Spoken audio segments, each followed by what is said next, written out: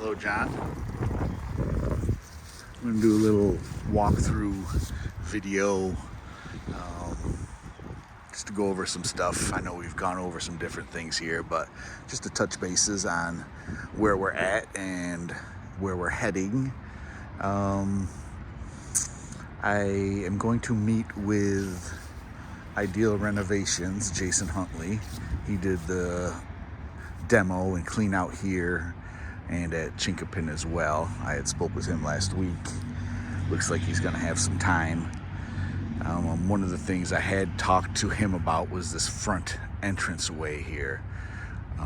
It used to be the wooden steps and that kind of came down. I think we had discussed this little project, if I'm not mistaken, but I'll just kind of go through where my head was at. And I know I had talked to Jason about it as well. And he was thinking kind of the same thing I was. The best thing, the stairs actually have kind of a void underneath them from water kind of running back towards it. So there's a bit of a hole there that would need to get filled. And those steps would get adjusted. They're not in bad shape now, but they're leaning forward a little, so he would push them up near the house, get them kind of settled in where they want to go. And there's the broke up pieces of concrete here and these big stones. I think we could use a lot of that to fill the void that's underneath. You probably won't be able to see it from here, but there's a bit of a void kind of down in there. It goes down 6-8 inches or so. You kind of see it in the front there.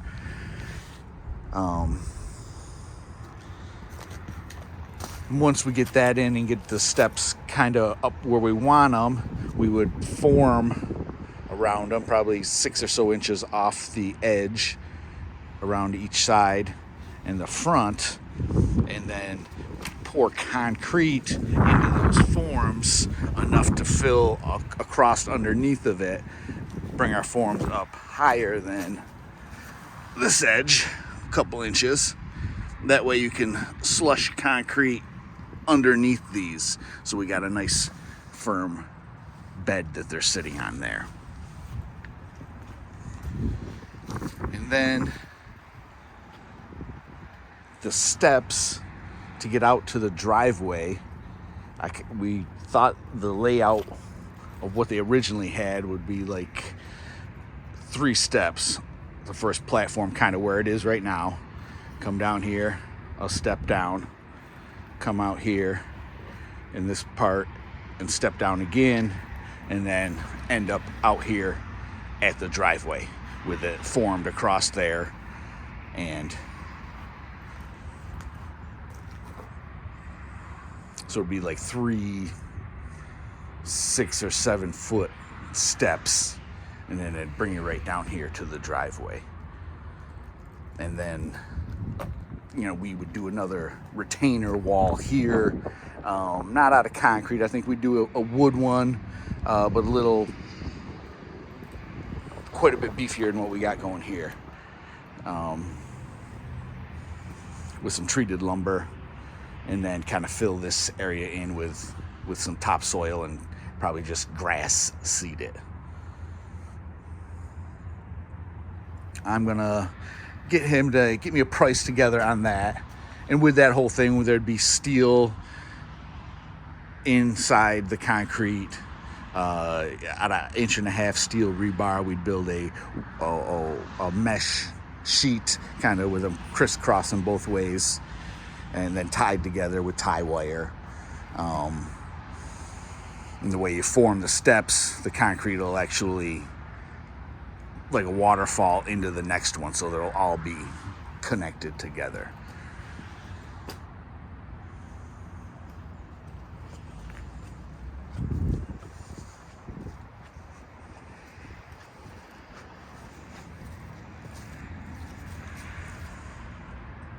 Okay, let's go inside.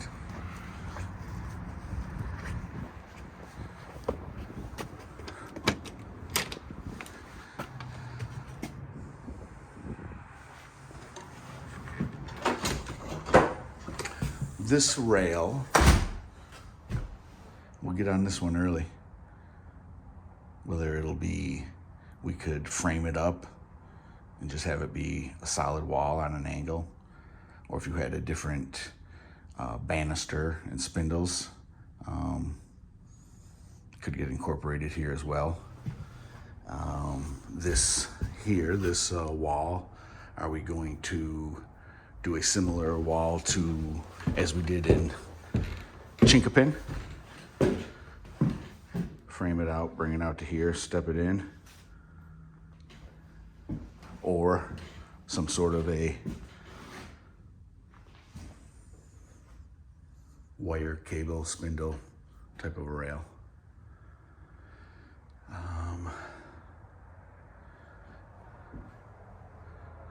The window here, we got the window. I got a bunch of other materials. I made a few different runs, so stocking up on some stuff. I'm actually gonna be unavailable out of town next week, but my brother will be here getting things going as well, so things will be happening. I know you're talking about the heat, and obviously that being open like that doesn't help. Same thing in the back, but probably even more so with the basement. Has a lot of the insulation out from water and mold damage. And you can actually see, like in this corner, there's some discoloration in there on that guy. But we'll be getting on these for sure. Yeah, I'm planning on making this a bit of a priority when I get back. Get these windows, this window, and that'll actually be a slider, getting that done and buttoned up. This guy is a little more damaged than the front one. Front one kind of stayed contained to this right side king stud and trim stud.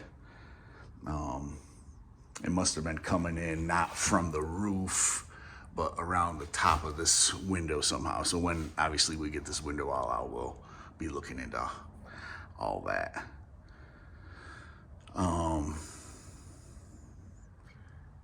You can see I noticed around here, this right here is what it is called a king stud. And I see on all the windows that are exposed, they used 1x lumber on those. I've never seen that. That's always a 2x4. So interesting, the things, hard to believe this on a track like this, but there it is. So there's some damage here, obviously, and there's some damage underneath. This is actually it's cantilevered on this spot here. So the actual foundation is probably back here near where my foot is. So we're gonna cut out some of this floor here, pull it all back, expose it, clean all that out, check our joists. I'm sure there's some damage to one of those joists, it looks like so far, and some damage to that outside box sill there. So we'll get that taken care of. Same thing here, that'll all get kind of rebuilt from the inside, so as not to mess with the aluminum siding as little as we can with these windows. And these are all replacements, so they've all been put in and trimmed around already, so should keep it all to a minimum. Let's see, and this guy back here, just to kind of go through this thing, I'll step back here just a little bit. You see I put this 2x4 frame across here. It was sagging quite a bit. I thought it maybe was just the sheetrock. And actually I pushed it up with that 2x4. It went up quite a way, so some of it was the sheetrock. But as I kind of look through it and all the way, there's kind of a center wall going through the whole house. I think they should have left a upper beam there for some support. So I'm planning on doing a 2x6 header across that. It'll basically be just what that is, a couple studs on either side to hold it up, and up top will be a 2x6, rather that's just a 2x4 I got up there. So it'll be a little further down, but not gonna obstruct anything. And the reason a lot of that happened is as you come over here to this window. Now this window, the water appears like it was coming from the roof right there. It made its way down, did some damage to this upper plate through there. So we'll cut out some of this ceiling to expose our tails of our trusses out here. There's one here because that's on a seam, and that's probably the one that is damaged. That appears to be where it all started from, but it did work its way and took that header right out of there. Top plate stayed in place though, or stayed intact. So that's good. But obviously losing this king stud, the header, it's lost some support. So you can actually see the dark spots. That's where the bottoms of the trusses are running from front to back on the house. So it's lost some integrity there. And then back here, it lost integrity when they took that out. One of them on its own probably wouldn't have done much to the other, but having both of them done, it put a little bit of a belly there. So I'm thinking a header here, and then when we rebuild this guy, we'll obviously have a new header going all across there and rebuilt, and that'll beef us up going across there as well. It looks worse than it is. It looks worse than it is. Same thing over here. This is actually not a bump out, so the foundation is directly below here. And this one, I'll show you when we get down here, but there's a joist right there. That one's not there anymore. So we'll put a brand new one beside that one, and we'll come all the way from the center beam all the way back out onto our plate below. We'll have to cut out some of this floor, actually probably a little more, to expose under here because there's a little damage there, so we'll have to get back into that a little bit. Same thing over here, get back over here a little bit. And again, we're doing the slider, so actually all this will end up coming out, and we'll be able to inspect all that and replace any bad and any of the box sill that will be damaged where our slider's gonna sit.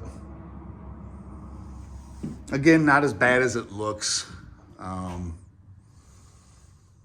Amazing what water does.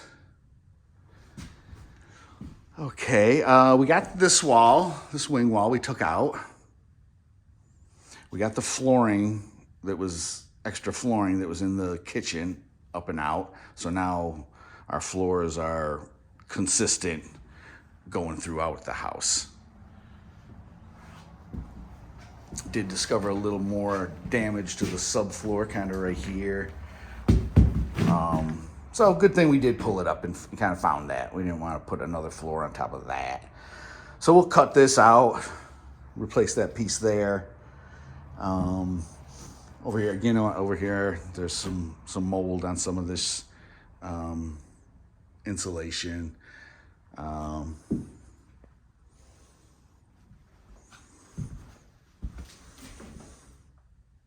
You know, in actuality, some of that isn't mold as much as you see it. You see it around the outlets. And what I've heard from some of that is that's actually a draft that pulls through and actually is sucking dirt into that as the house is kind of breathing, pulling dirt into those electrical outlets. And thus it just kind of gets onto that insulation.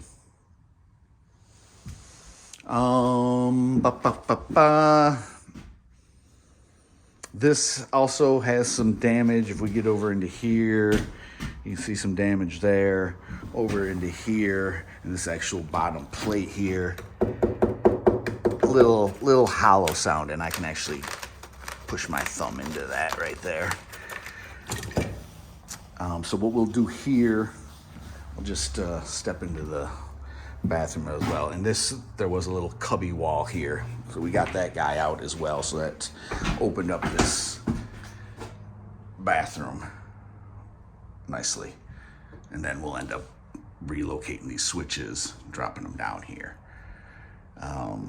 But you can see there's been some work in here on this subfloor. This piece has been replaced. There's some more kind of damage there.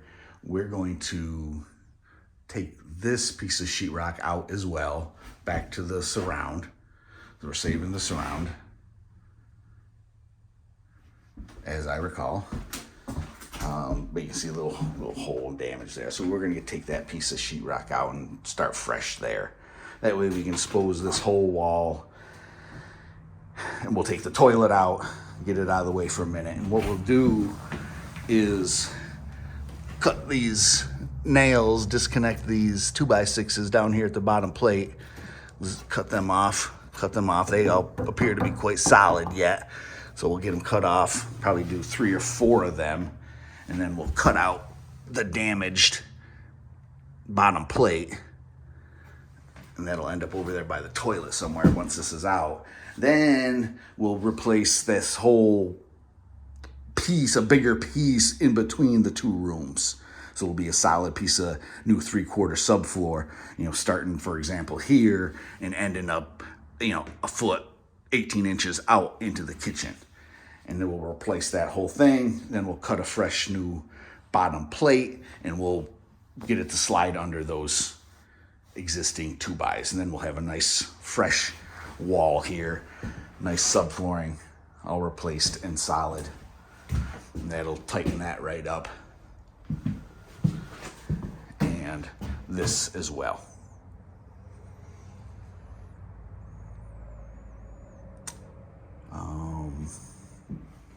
As I said, the floor is all nice and nice kind of sounds like a weird word right now, but yeah, as far as our heights and stuff go for flooring going down through here, this is a little rough. This must have had that slate on it up here, so it's kind of have to go over it with a little something just to smooth it out nice. Some sort of I'm not sure what that product's gonna be yet, to be determined. This wall, this closet, the metal doors for this weren't here. Track's gone. So you'll probably do a bifold here. So what we'll do is we'll frame this thing down and across, and then put a regular bifold door there. Now with this pantry closet, you have the metal doors. The tracking's all there. They're in good shape, just like chinkapins were. Same thing here. You have those 2, or that might be one big one. And for this master, you have these in the metal as well. And they're in good shape. They're out in the garage, waiting to get painted. So, I'm thinking on that guy, you frame it down, do regular bifolds that you buy now, this 80 inches. And then this one doesn't have the doors either. So that would be the same thing. So you'd have 2 that you frame down and put the regular bifolds in. And then the 3 other closets have the metal doors. So that's an option, go with the metal doors, or, frame them all down so everything's the same bifold. Like I say, the metal doors are in good shape. They worked fine. So that'll be something for you to think about on that. And we'll put the shelving pieces back in this pantry closet. So probably put like a wire rack shelving on it in the end. You got a hall light here. These bedrooms don't have ceiling lights. They had the fans that were plugged in and actually on a chain to a receptacle and all of these guys. So lighting in these ceilings, yes or no? And we would probably do the same thing we did at Chinkapin, is just get power to these through the attic, and then do a remote switch and take some of the labor out of it so that they're not having to run wires through the walls to a switch and then up to the lighting. It'll be hopefully we'll find a circuit in the attic that we can tie into to put these 3 lights on. Also, as those 3, now this ceiling doesn't have a light either. That's the living area. So that would be 4 ceiling lights. That has the light there in the dining room.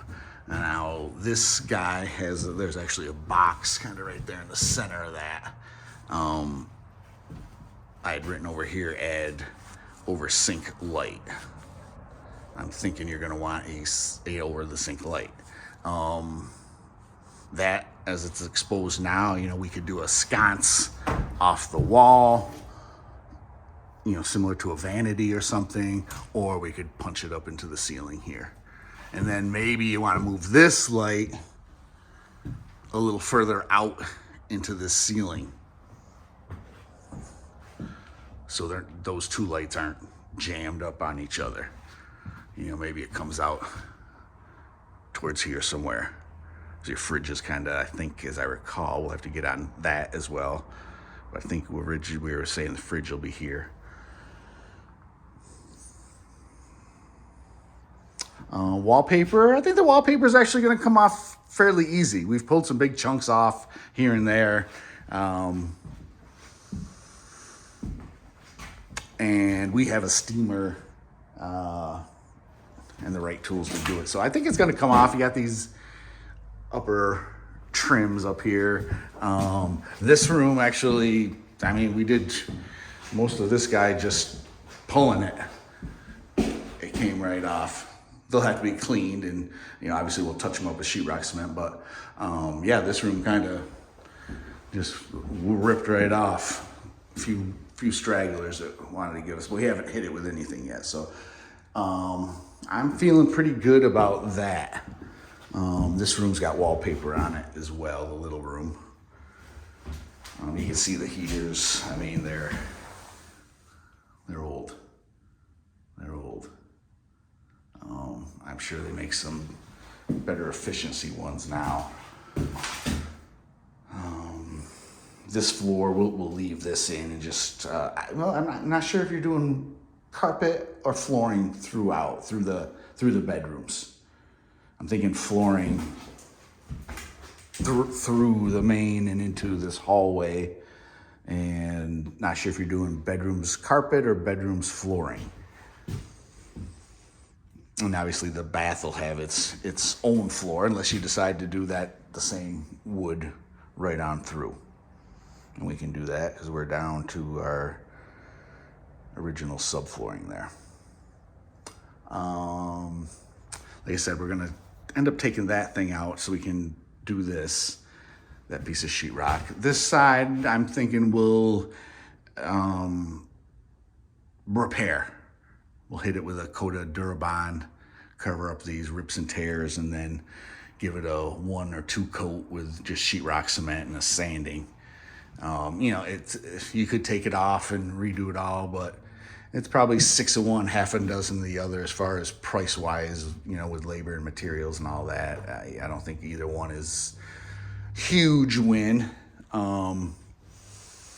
That being said, in this room, I might think about doing 1/4-inch sheetrock off that corner and out to this corner, just because that can be just hidden and not have to do any kind of stepping or anything. And then this piece of the wall, refinish it just to match that. Again, price wise, it's gonna be 6 of one, half a dozen of the other. And doing that on these walls, there's only a couple receptacles that would have to get bumped out, so not much to it. And we could have the 1/4-inch stuff up in pretty quick. And then it's a matter of, the corner seams and a couple vertical seams across there versus working the whole thing. On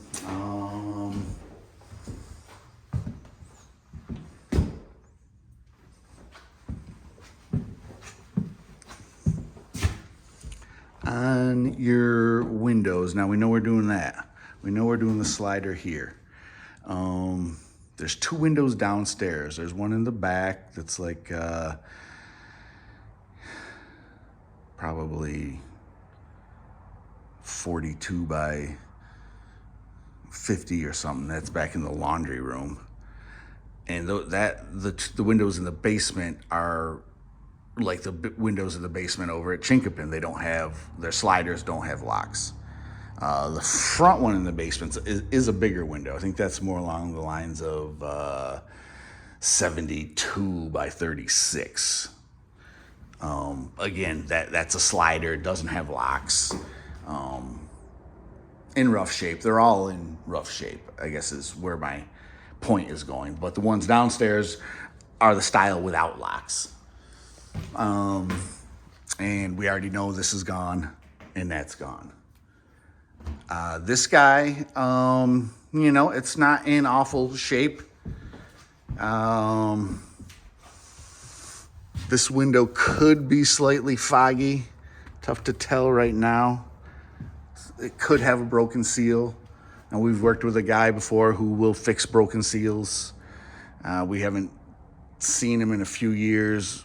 Back when we were doing it, it was, for a window, something like this, it was maybe $200, if I remember right. You take it over to him, to his shop. He does it. You get it back in a day or two.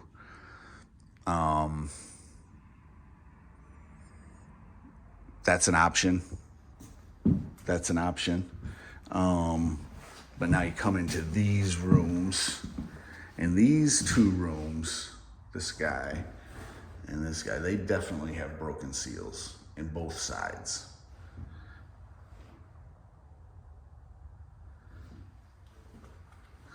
And I think if you got to this point to be fixing all these seals,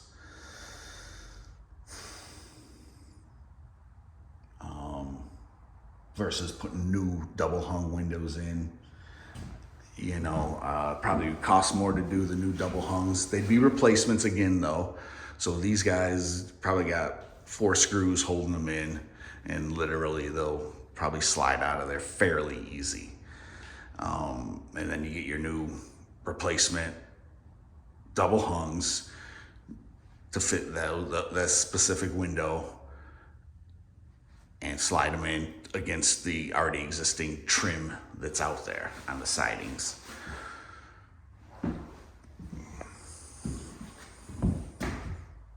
So it's something to think about.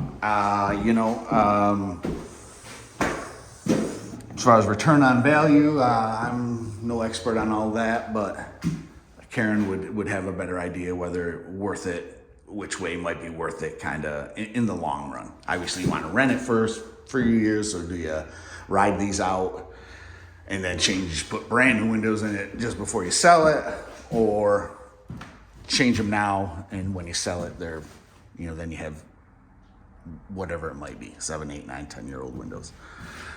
This one back here, same kind of thing. This one I haven't been able to 100% tell if it's broken seals or just very dirty. Very dirty for sure.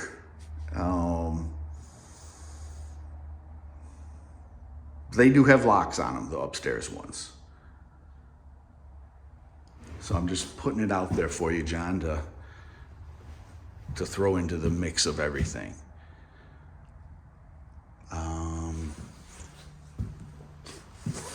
Like I say, in here we're saying save the shower unit. The toilet doesn't look so bad. We could probably clean it up and save it. Doesn't appear to be in awful shape. It's an ADI height with a round nose. That's nice. Gives you a little bit more space, kind of a couple inches. Up top there, the ceiling fan. That's just a fan right now. I'm thinking maybe you want to do a fan and a light there.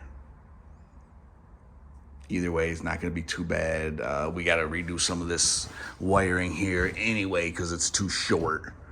So we'd be pulling a new piece of wire in between the switch and the fan anyhow. And now this wall's open, and it actually, there's only one. There was actually a double gang box. One did the vanity light, one did the fan.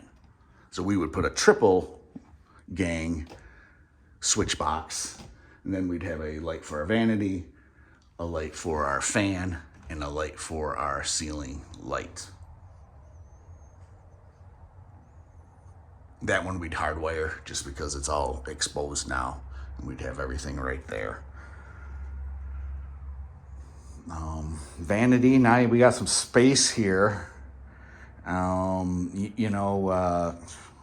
got a couple different kind of options. You could even, obviously, you could put a good sized vanity in here, leave the toilet there, and actually see what kind of space do we got there. I was really thinking maybe you could slide the toilet down, get it off the shower a little bit, but maybe none of that's worth it.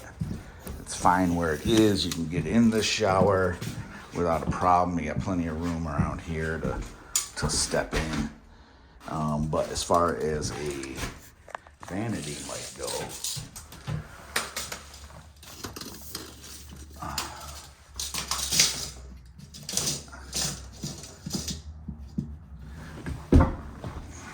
coming tight off that wall right there. I mean, you could easily, obviously there's 36 inches, there's 48, there's 5 foot.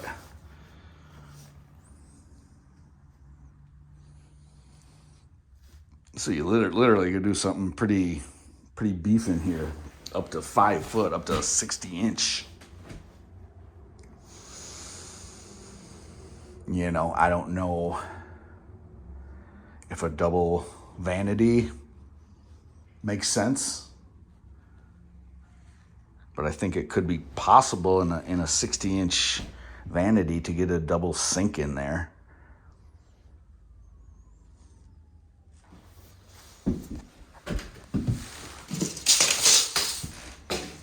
Or we could do, you could do something smaller, and then you could either center it up in here and have a space over here.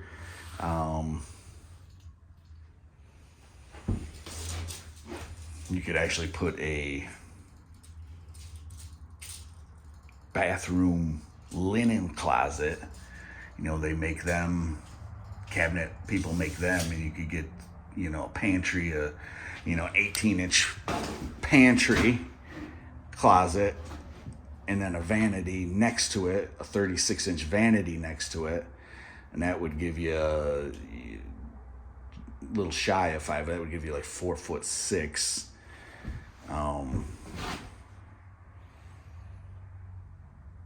That's a thought too. Then it'd have its own vanity or its own closet in here. Then you'd have another hall closet for different storage. Or like I say, maybe it is a 60-inch vanity with a double sink, something along those lines. Then we'd have to, obviously we'd do something a little different with the lighting, maybe 2 different lights up there.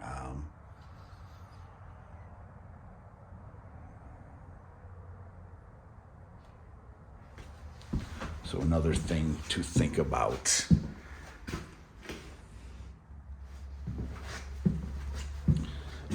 I think we got our kitchen layout. I'm going to start looking into my notes a little tighter here.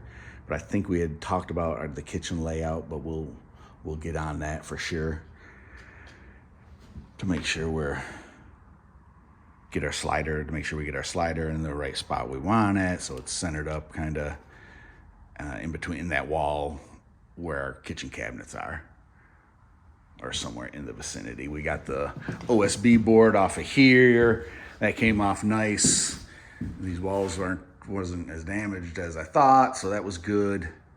That'll touch up fairly easily.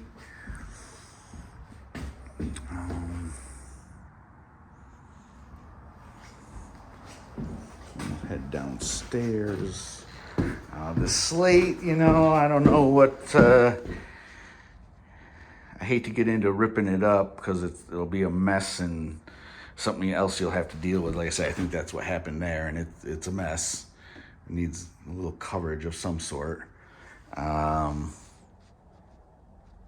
It looks like there's plenty of room to put flooring right over top of it. There's a big inch on that threshold between that and that.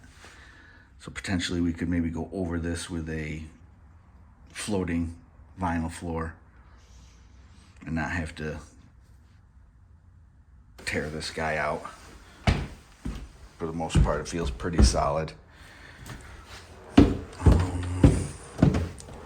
Downstairs, now I know we're talking about the bathroom, dividing this up, but for right now, I probably will talk to Mark sometime after the 12th and he's been here, so he's seen it, but I want to get with him, just kind of see where his head's going to be at and how he wants to do this and what our best options are going to be.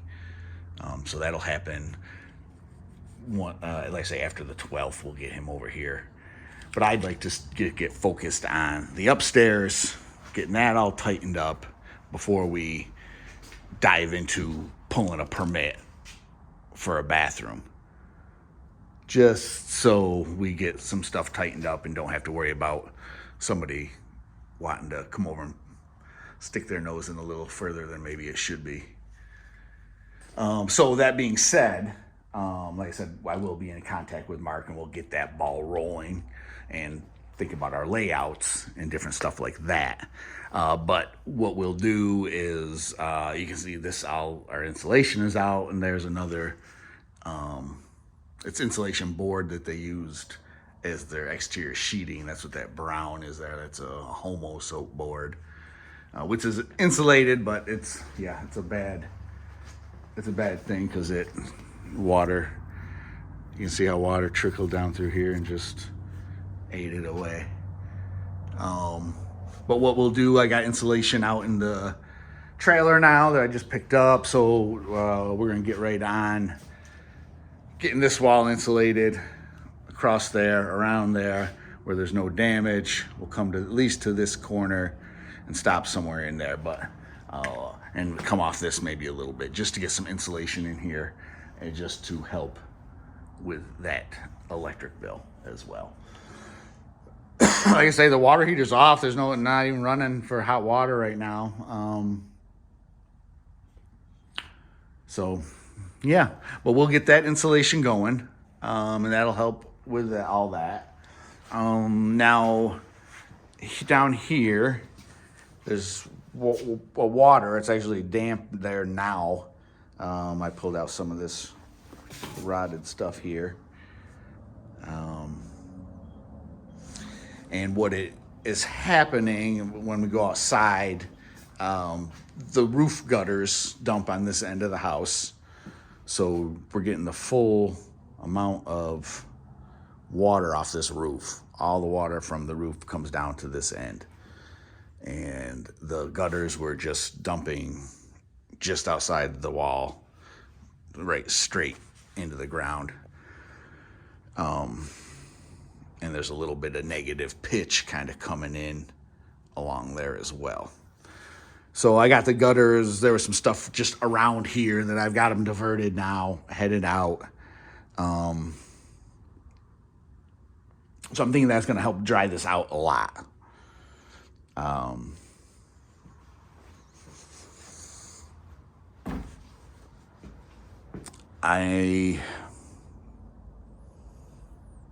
am thinking about dry lock. As much as the gutter, some fill is going to help divert that water. You still hate to cover this back up. Now with this stuff, it's like a 2x2 board here, fastened to the wall. They had this insulation that actually was stuck to the wall, and we're able to go over it. Obviously all that was tore up and we got rid of it. It was moldy. I would put solid board here, solid insulation board, 1.5 inches, rather than trying to do anything like that. But I'm still wondering about dry locking. You know, I hate to take all this framework apart that's not damaged. Obviously, I mean, there's damage on the bottom from there out into there.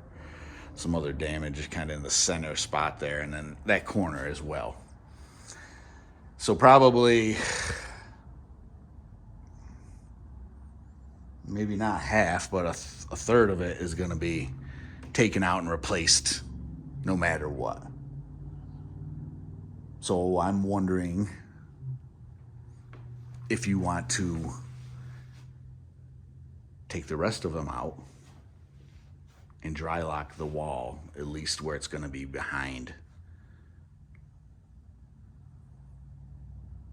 sheetrock walls.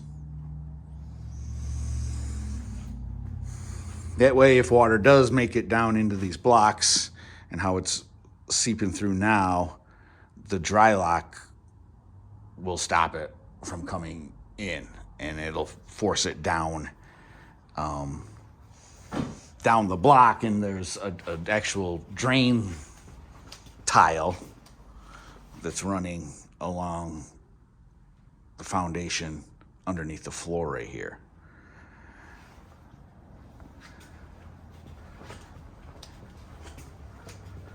And with it dry locked, you see the pipes coming in right there. One of them's there, the other one's right there. And they work their way around the inside of the wall. There's probably another one on the outside of the wall. And then the outside one just drains out into the low spot of the yard, out into there somewhere. You won't see it. The inside one is stone and piping, and it makes its way over here to the sump pump hole. But what that dry lock does is it keeps that moisture off your 2x4s, and forces it down and into the drain system rather than getting sucked into your 2x4s. So, you know, like I said, I think having them gutters draining right and consistently draining right, which is probably the harder part, is to keep on top of making sure they don't get moved by people mowing the lawn and the homeowner or the renters. And next thing you know, you get the same thing where it's dumping right there in the corners. So that's a thought.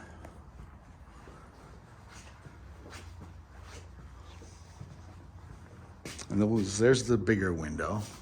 And like I say, it's the same kind of style as Chinkapin. It's funny, I've never seen it kind of before, and now I've seen it the last 2 houses.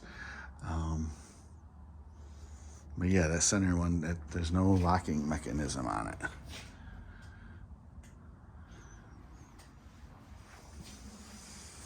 It's not an awful shape.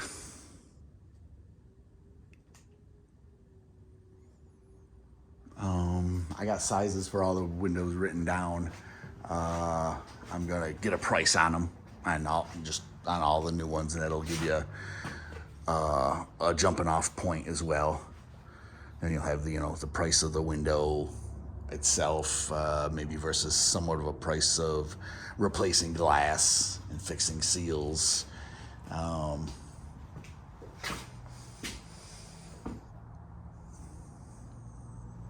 Let's see, the garage.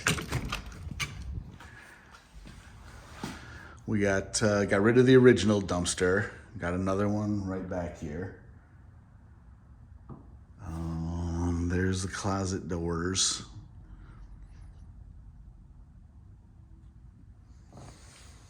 Garage is in good shape. Obviously the door is older, so nothing we need to jump on right away. That'll be towards the end. But something to think about. New garage door, probably going to be, for the door, it's probably going to be $600 or $700.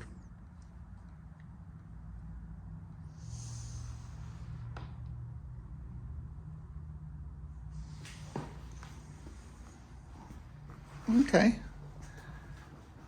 Some stuff to think about, for sure. But I'm going to end it there, as we're over 45 minutes. So, yeah. Let me know kind of what you're thinking on some of the questions. And we're going to be moving forward here. All right, John. We'll talk. Bye.